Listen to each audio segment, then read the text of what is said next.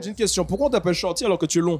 Ah, ça remonte à quelques années. C'était au lycée. J'ai pris du temps avant de grandir. Ah, la croissance fulante. Exactement. Tu t'es bien rattrapé, hein? Ouais, voilà. Ok. Heureusement. Non, c'est bien.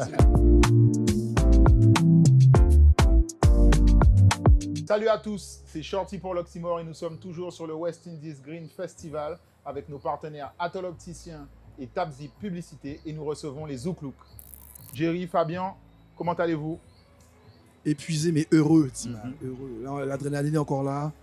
On sort de scène, mais on n'a qu'une envie, c'est retourner, quoi. Autant nous craser, mais on a besoin de ça.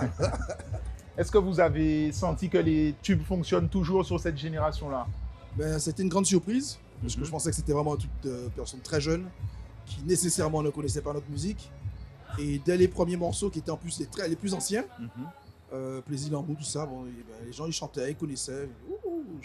Ils ont peut-être été même conçus sur ces morceaux-là. Alors, il y a un morceau en particulier, l'Océan, où on a plusieurs témoignages. Genre, tu sais que ce soir-là. Et justement, ça a été annoncé un peu comme un retour. Mais c'est quoi votre actualité? Vous faites quoi? Je sais que vous travaillez avec des artistes. Comment ça se passe? Alors, notre actualité, c'est qu'en fait, nous faisons de la musique tous les jeudis dans un casino à Saint-Martin.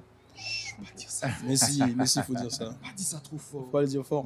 Dans un lieu où on joue au poker. C'est mieux comme ça? Non, Toujours pas? on s'est déjà fait, c'est griller pour moi. Bon. Non, tout ça pour dire qu'on n'est pas, si tu veux, actif en tant que Zouk Look, mais très actif en tant que musicien, en fait.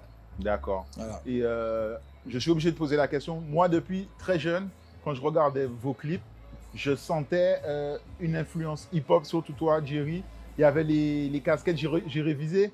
Le clip, si on coupe le son, on dirait peut-être un clip de rap de New York. C'est clair. Ça fait partie de vos influences aussi? Ben, si tu veux, moi, je n'ai jamais été attiré par le code vestimentaire des zoukers. Jamais. Moi, je viens, en fait, d'une génération dancehall et hip-hop. C'est pour ça que Zouk Look, c'est un peu hybride. Ouais. Tu vois, le mélange de zouk avec d'autres influences. Et on a tenu à se démarquer, justement, de point de vue vestimentaire. Lui, il est classique. Ouais, Moi, classique, man. Moi, je suis un bandit, t'as Mais vu? toujours efficace. Voilà. Je fais de mon mieux. Et t'as vu, là, même avec crevette chaud et tout, il a gardé la veste. Tu vois? Écoute, C'est comme ça, c'est une personnalité. Voilà. c'est la classe. Réputation. Moi, je suis un chat de gouttière, donc... J'écoute de la musique classique, du jazz et beaucoup de bossa nova. Donc ça amène quelque chose, des accords par exemple quoi, ça? dans ma musique. C'est là que je trouve les accords qui font la différence, Timal. Demande aux autres musiciens Il reste 30 ans et plus après grand bien te fasse. dans la culture. Mais oui, grand bien nous fasse, parce que ça amène quelque chose qui fait que voilà, on sonne pas comme les autres groupes de zouk, quoi. Point à la ligne. Et justement, par rapport au zouk, rapidement, on n'aura pas assez de temps pour débattre de ça. Mais là, en ce moment, il y a en même temps le zouk qui influence les hits français, même la musique internationale, l'afrobeat et tout ça. Mais en même temps, on dirait que c'est un zouk qui ne dit pas son nom. Qu'est-ce que vous pensez de ça? On a raté le branding. Il y avait un moment, il fallait déposer le truc. C'est pas fait, tant pis pour nous. Voilà, on n'a pas été pro.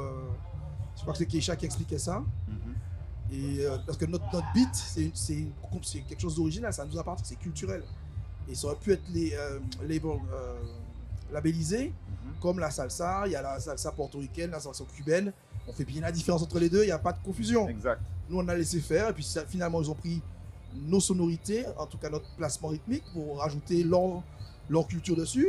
Et par contre, ils l'ont libellé. Tu vois, c'est de l'acquise, c'est de ceci, cela. Mais musicalement, si tu enlèves les sons électroniques, c'est la même qu'il a, base. on va dire. Alors, vous êtes passé, vous avez fini, vous avez chanté. Est-ce que vous restez vous amuser? Est-ce que vous rentrez vous reposer? Comment ça se passe sur le festival? Moi, je pense que je vais attendre Bunji Garlin, you understand? Like real performer, real entertainer. Sinon, je serais allé dormir. Mais je risque de regretter d'être allé dormir. C'est sûr. On va me raconter comment c'était, tu vois.